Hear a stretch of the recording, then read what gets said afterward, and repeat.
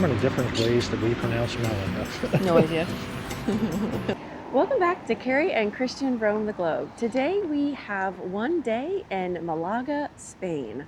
Kari did another AI search, and today we are going to go see the must-see locations that are within walking distance of the cruise port. Come join us. We're now walking from our cruise ship, and you've got the beach on your right and then the entrance to town on your left.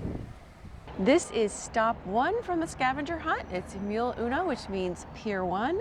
And what we're going to go see is an open air market just filled with shops and restaurants. And we also found out this open air market is open 365 days a year. Nice place to have a pint or 12.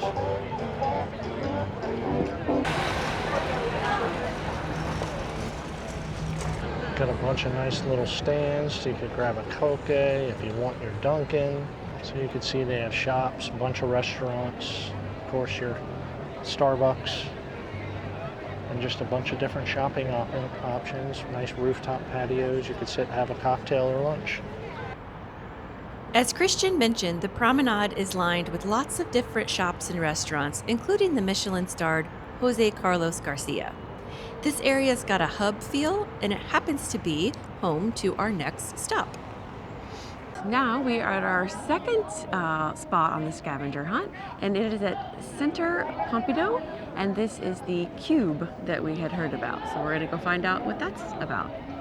So we found this cube serves as the first branch of the Parisian Art Museum outside of France. Tickets range from €4 to €9. From here, we headed to take a short walk to our next favorite activity. Do you notice a common theme? We like stairs. I don't know if it's necessarily we like them. We like the views that come from doing the stairs. As Kari says, the harder the climb, the better the view.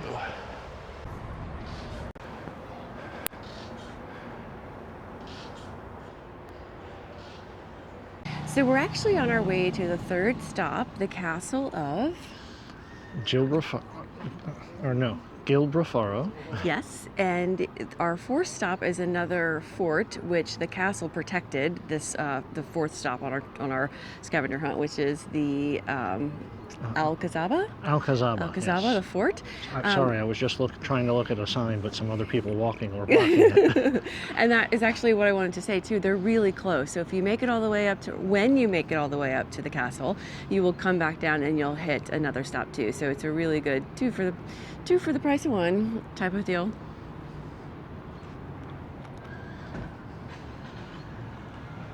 We will be walking up there. That is the Castle? Gibralfaro, or however we pronounce it. And then over here is the Alcazaba. Very close. Here's your signs letting you know when the real climb starts.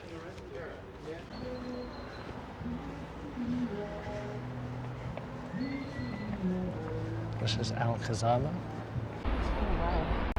There's the old bullfighting arena for Malaga.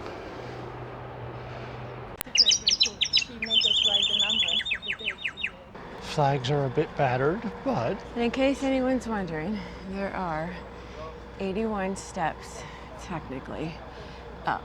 However, the climb, the steep ramp incline, is no joke. But only 81 steps. Gardens of the castle.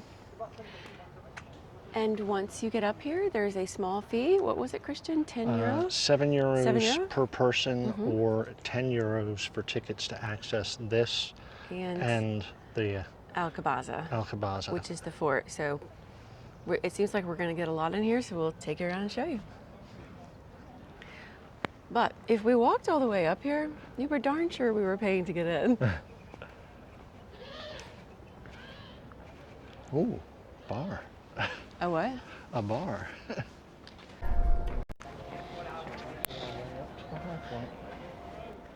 We have reached the high point.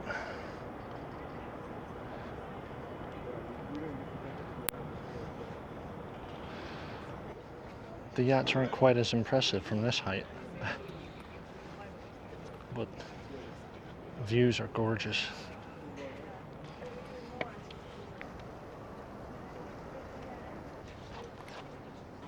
All the buses stacked up from the cruise ship. The football stadium for the area. They do have bathrooms on the grounds and a place to get a snack, coffee, or perhaps a pint.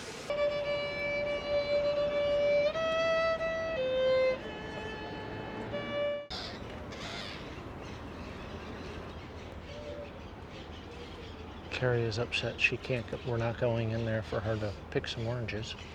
I'm just gonna guess that they had nice mimosas at one point because they have all the, we'll cut this, because all the orange trees are there. Seriously though, this is Fort Alcazaba, which we're passing on our way back down from the castle of Gibralfaro. So we've reached the entrance to Alcazaba, and apparently it is an entrance fee that also has the Roman theater. However, we didn't realize that. We thought it was going to be a separate entrance for the Roman theater. So we are going to see if we can avoid Alcazaba but go to the Roman theater, or if we should have bought the tickets for access to both sites when we were up top. We shall see. So these are the remains of the Roman theater. And interestingly enough, parts of the remains were actually used in the building of Alcazaba. Alcazaba. Alcazaba. I knew I was going to mess that up. Alcazaba.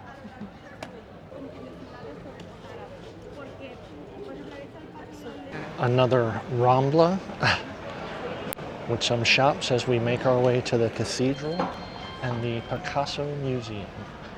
Okay, so now we are at our next stop, which is La Malaga Cathedral, and it actually has been said to be called La Manquita, which is the one-armed lady, because funds ran out before they finished the church, and they only have this one tower that you see behind us. The cathedral is a Renaissance-style masterpiece that was built between 1528 and 1782 on the site of a former mosque and serves as a majestic symbol for the city. Malaga has a history of street art, and we got to see a coal miner, which at first glance you think is a statue, but lo and behold, it moves, and the same happens with Aladdin. In this area, there are a lot of attractions that are close together that you can visit that are walkable from the cruise port. The area is pretty high traffic, as you might imagine, but it's lined with nice shops and restaurants on the way to our next stop. And now we are at our next stop, which is the Picasso Museum, and this is important because, why, Christian? This is where Picasso was born. Long line to go check it out. Requires tickets, but there is quite the long line of everyone's interest to see the museum. And speaking of tickets, they run between 9 and 13 euro with discounts for seniors. It's recommended to book online early in advance to ensure your timed entry spot.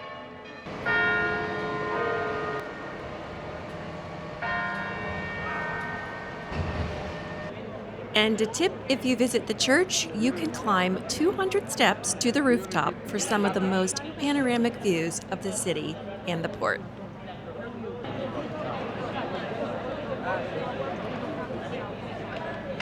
You're able to see actually all sides of the cathedral, and you just realize how massive of a structure it is. Decorating for the holidays. And we've made it to our final spot, Casa de Guardia. It is the oldest restaurant in Malaga, and it was opened in 1840. And what they're known here for is pouring the sweet wine right out of the barrels, right into our cup. So let your cup runneth over. Is that what it says? Can't be shirtless. Oh.